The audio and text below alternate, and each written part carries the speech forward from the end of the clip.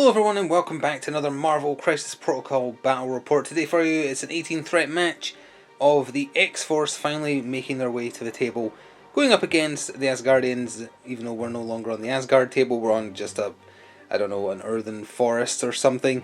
It's another new table that we're trying out here with some sparse scenery, trees and a destroyed sentinel, etc. But enough about that, let's take a look at the team so we can get started.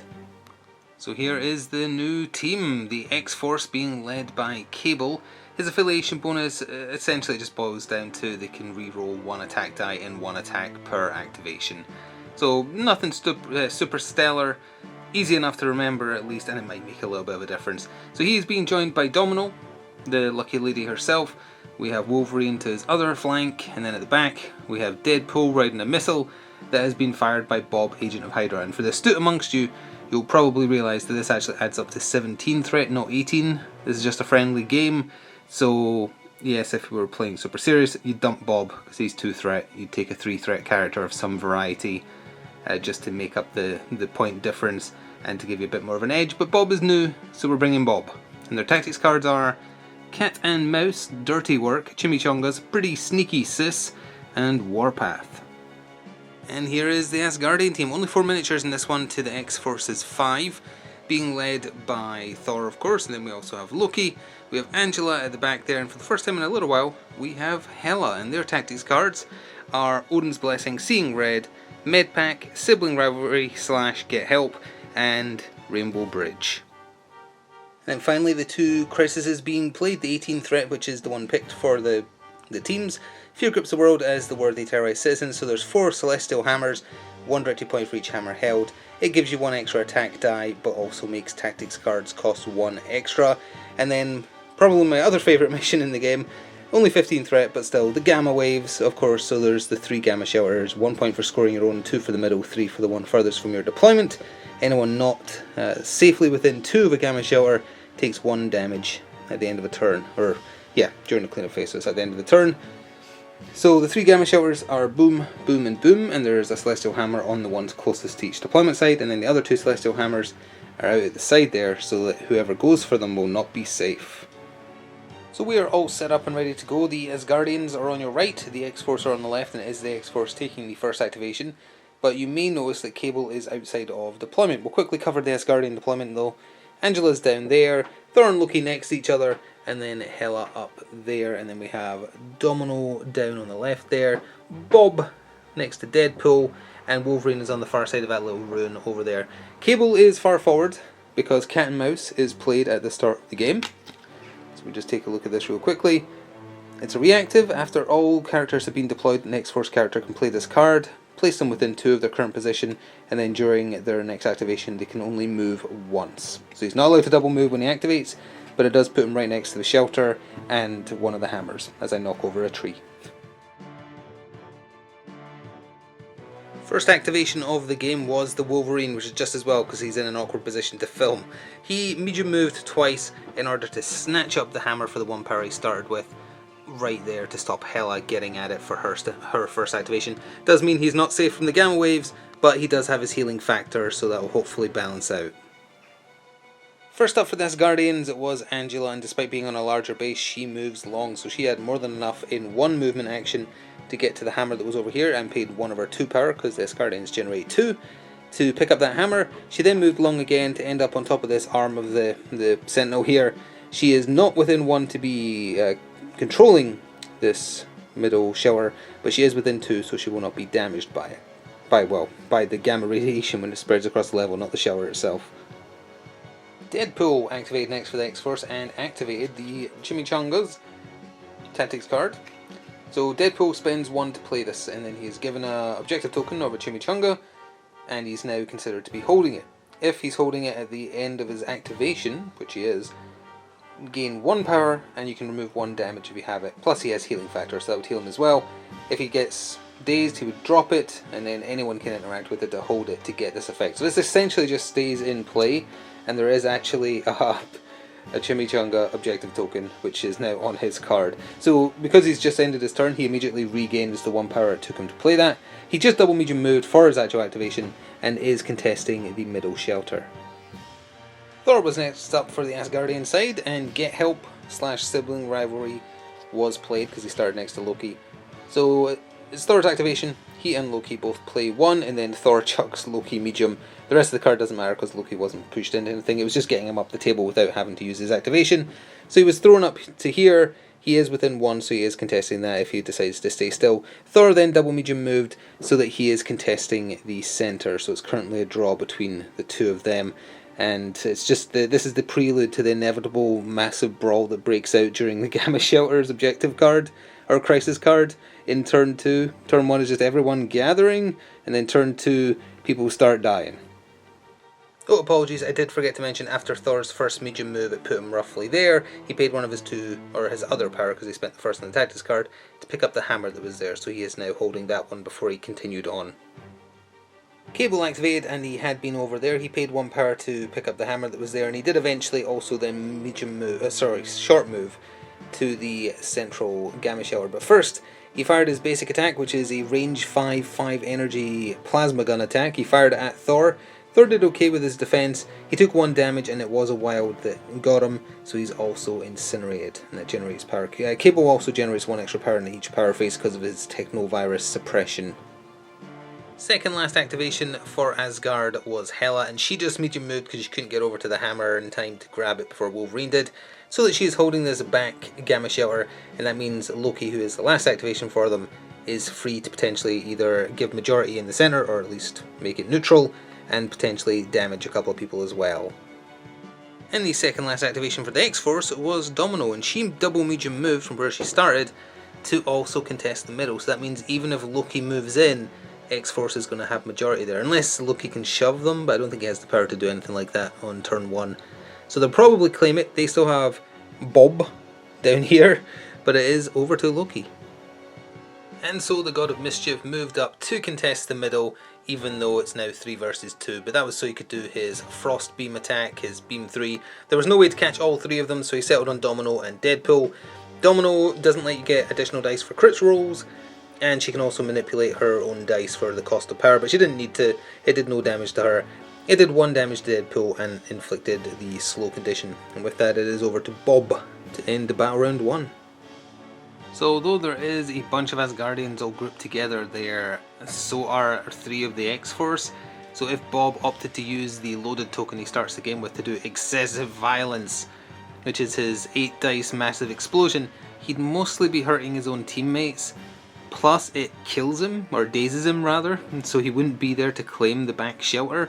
So unfortunately he just moved into position, and it's deliberately so that he has his back against the wall, because when he fires it he's also, like if he does excessive violence, he is thrown backwards. So that's to make sure that he doesn't get thrown too far, but he automatically takes enough damage to daze himself. So in order to score points, he just moved and claimed, and that's it.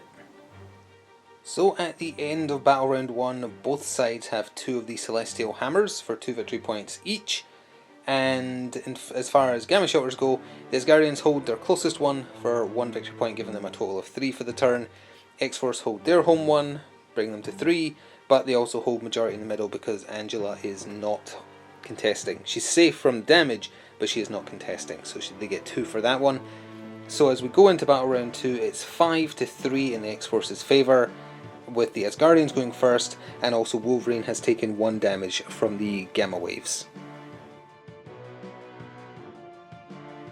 Oh man, Battle Round 2 got started with a blast. Thor activated, and first of all used the Asgardian affiliation bonus to pay 1 power to get rid of his Incinerate, so he doesn't roll 1 less defense die.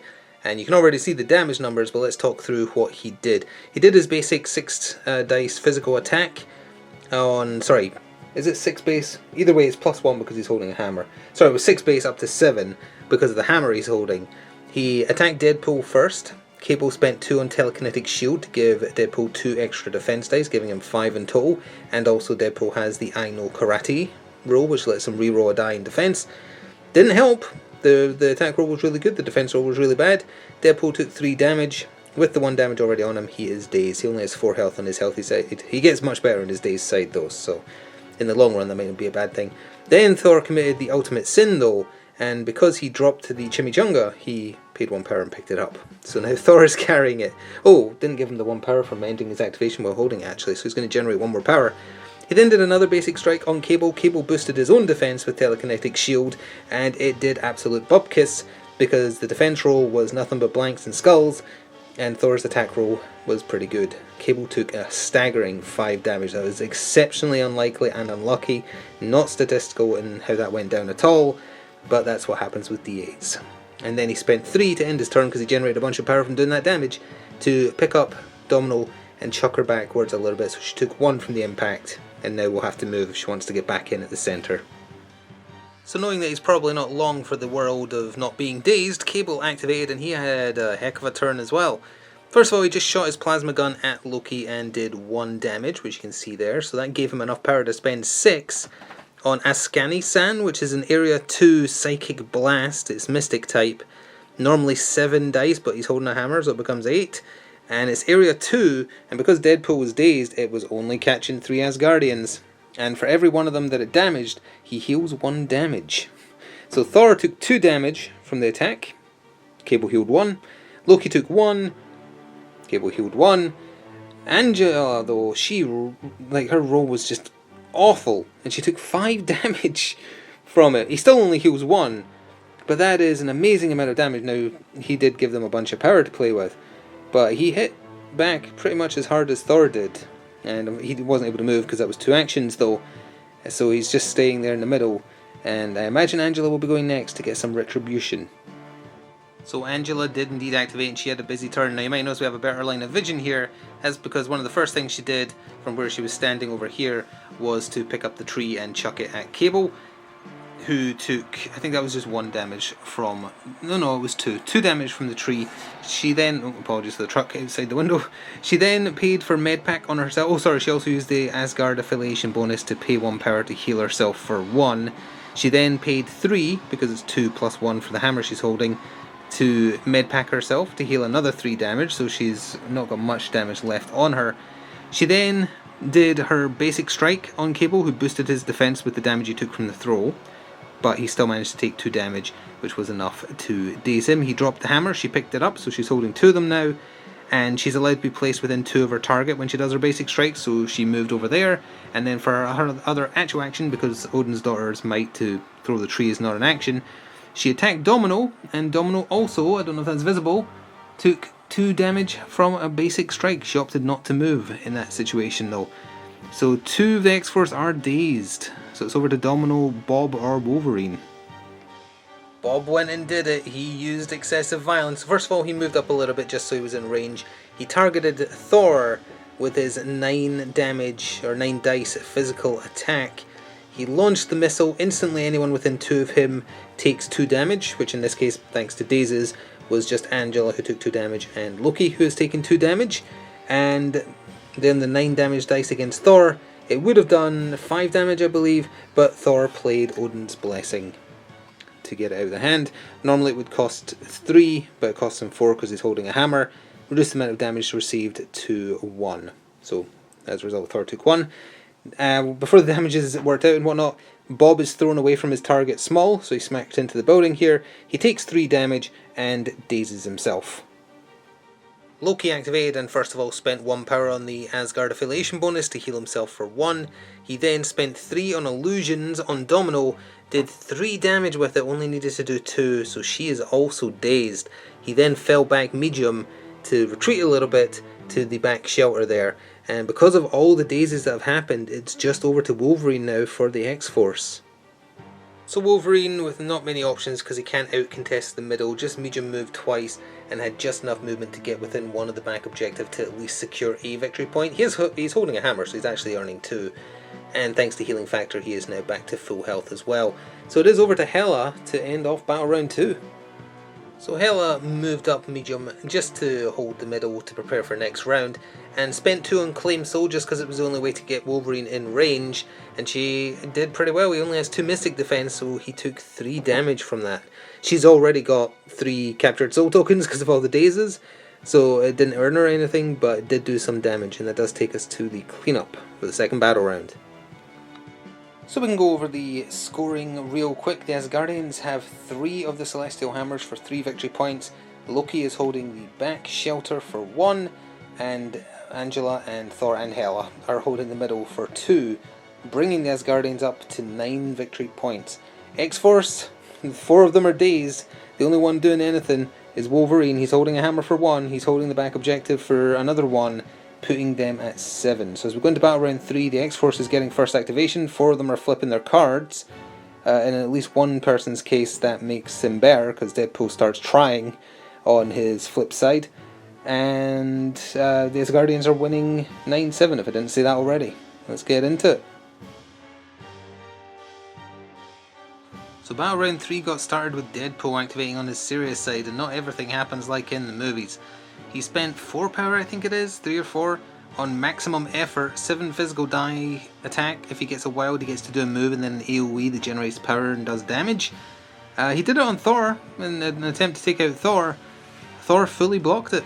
Took no damage, there was no wilds either, so he couldn't move and do the second part of it. So then he just did a basic sword strike, which is 5 dice, which is pretty good, on Thor, and that did do 1 damage, which gave him enough power, because he's not holding anything, to play dirty work. X-Force character may spend 3 to play this card. Mark the enemy with the highest threat value with a target. If they're dazed or KO'd this round by an allied X-Force character, all allied X-Force characters gain 2 power. If there's a tie for the highest amount, you choose.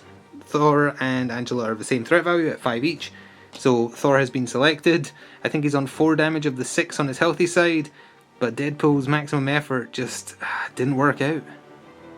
So staying very in character with his hot-headed nature, Thor activated, first of all used the affiliation bonus to pay 1 to heal 1, he moved up medium so he was surrounded by a big bunch of enemies, and then spent 6 on God of Thunder, 7 dice up to 8 because of the hammer he's holding.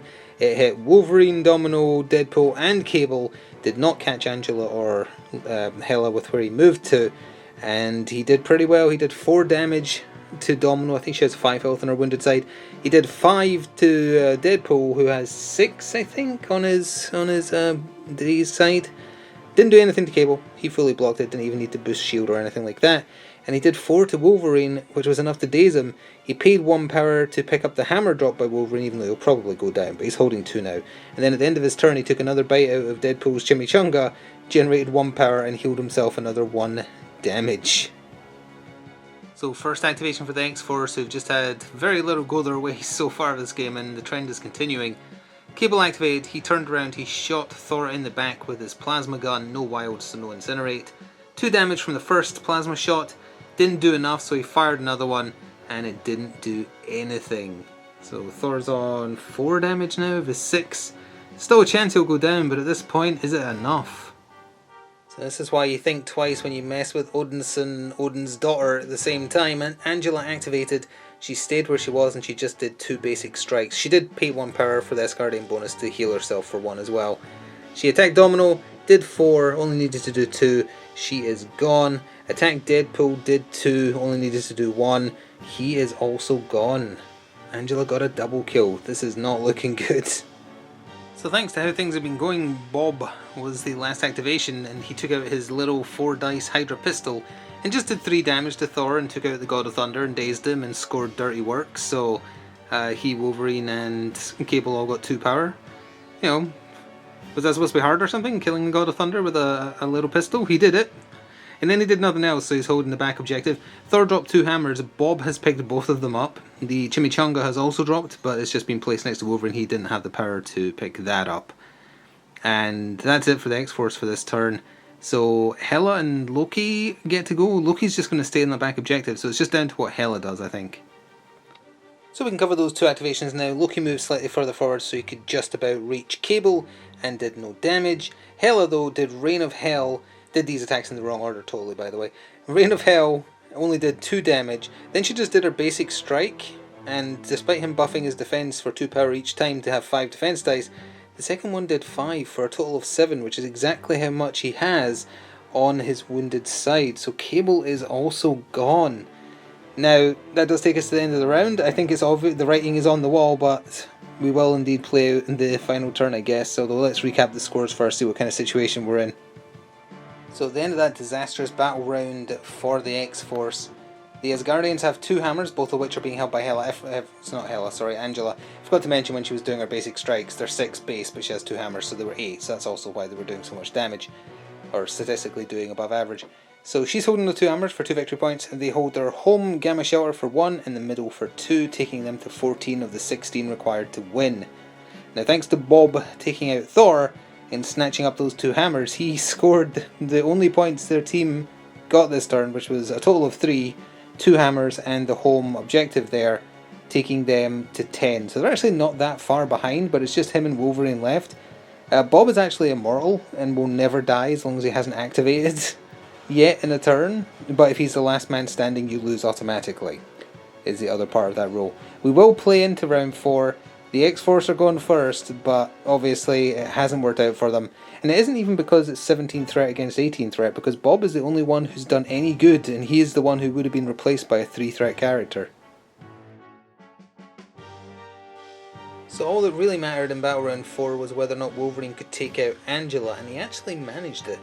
He did the best at what... Well, sorry, first of all he tried to attack Thor to no effect, but then he did the best at what I do, so he gets a free move followed by an Adamantium Slash, and wilds count as 2 hits, and his attack roll had 3 wilds in it. So she took 5 damage, she only needed to take 3, so she is dazed. She dropped the 2 hammers she was holding, and he had enough to pick them up. He also picked up the Chimichanga as well. So he's holding 2 hammers, so is Bob. So they have 4, which would at the end of the round take them to 15.